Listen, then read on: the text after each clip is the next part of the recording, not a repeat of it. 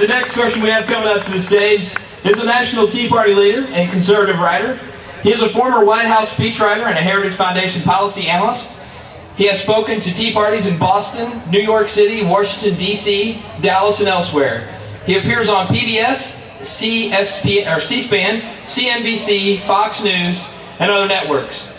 He has written for the Wall Street Journal, Christian Science, and other major medias. Ladies and gentlemen, put your hands together for Michael Johns. Yeah.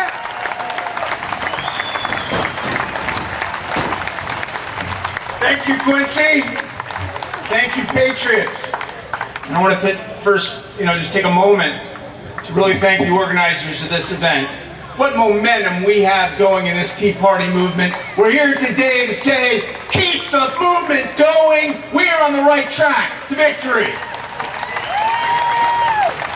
Thanks to all of you. Those of you from Illinois, from Missouri, come from other states, driven a long while to be here and share the comradeship that is American liberty and is this moment. Our success rests in our hands. And we gather here today in Quincy, Illinois at a very historic location in our nation. One of the great things that I have greatly appreciated about the Tea Party movement is that while I think we have stood against the tyrannical, autocratic, power-grabbing policies of this administration, this has not just been a movement that has stood against something. We have aligned ourselves with the greatest minds and the bravest leaders in the history of this world, the founding fathers of this nation, and count the 16th President of the United States among that Abraham Lincoln, who stood on these very grounds.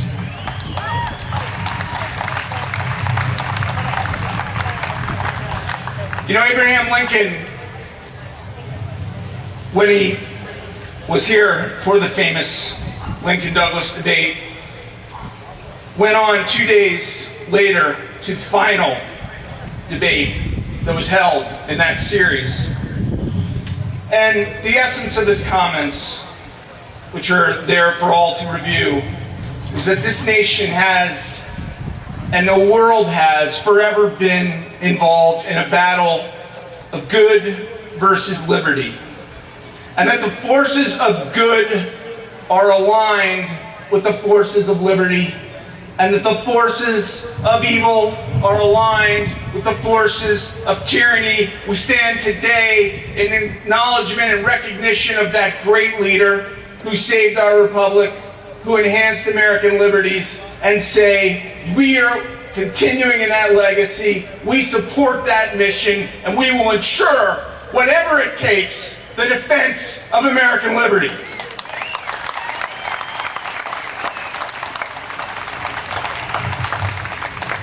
We're not here today to talk about one policy, and I think that's part of the danger.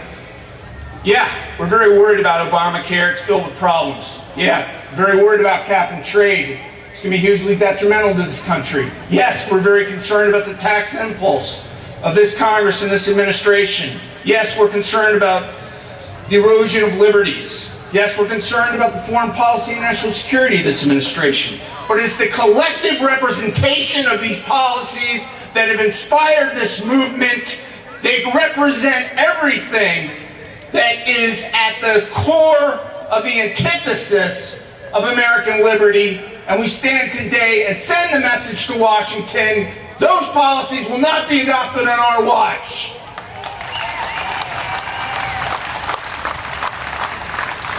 And I want to thank great American Glenn Beck.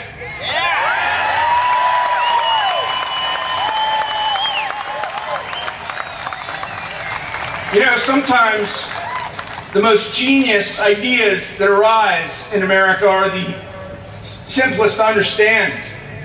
All of us felt, as we woke up September 12th, that this country was, in fact, as Glenn has pointed out, a very different place than it was on September 10th. We looked at each other differently. We knew we were in this cause of defending our nation together. We always knew we had enemies around the world, but the evidence of the loss of 3,000 American lives stood as an example of what we were up against. I myself will never forget, and I know most of you will never forget, that day will stand as the date in November 1963 stood as a date where we never forget where we were and what we were doing. And that's because of the consequence of what it represented. And it represented two things. One was that our liberties in this nation have forever been under attack, at home and abroad.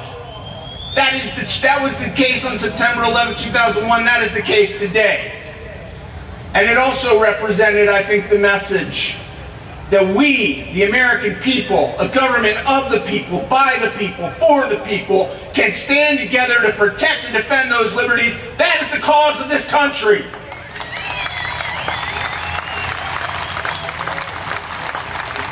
Now, some of the speakers we've had up here, some of the great Americans and some of the best leaders we have in this patriot movement in the country.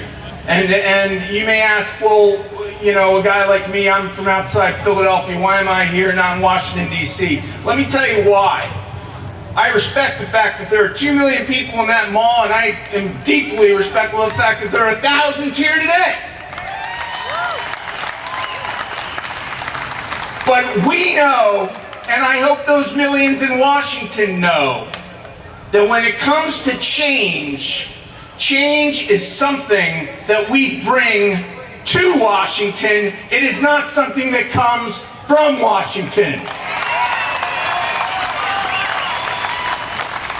Let me walk through the causes that brought us today. Number one, when we talk about liberty, and the reason I respect this Tea Party movement so much is it has rested its core on the issue of our God connectivity and the divine connectivity with our liberty. That's important because man is governed by God or governed by kings. And we know that even though this administration has undermined the Christian principles and the Judeo-Christian principles that are at the core of our liberty, that is a God-given liberty, as our founders announced, that we protect today. And we embrace that Constitution. And that, you know, there are many components of that, but our 10th Amendment, which states explicitly that those powers not given to our federal government belong to the states, need to be at the core of everything we do. And one thing we need to do is when we look at Washington, there is good legislation there in the Enumerated Powers Act. No bill of Congress should be passed without a clear understanding of how it is justified under the Constitution of the United States. Period. Obamacare. This president tells you he's not going to get between you and your doctor. Tells you he's not going to get between you and your insurance company. I've worked in the healthcare industry for 10 years. He never has. I majored in economics. He's a constitutional lawyer. I want to give him a little bit of insight about how the market economy works in American healthcare. We have 3 systems that are not succeeding very much in Medicare, Medicaid, and the VA system. We don't need a 4th right now.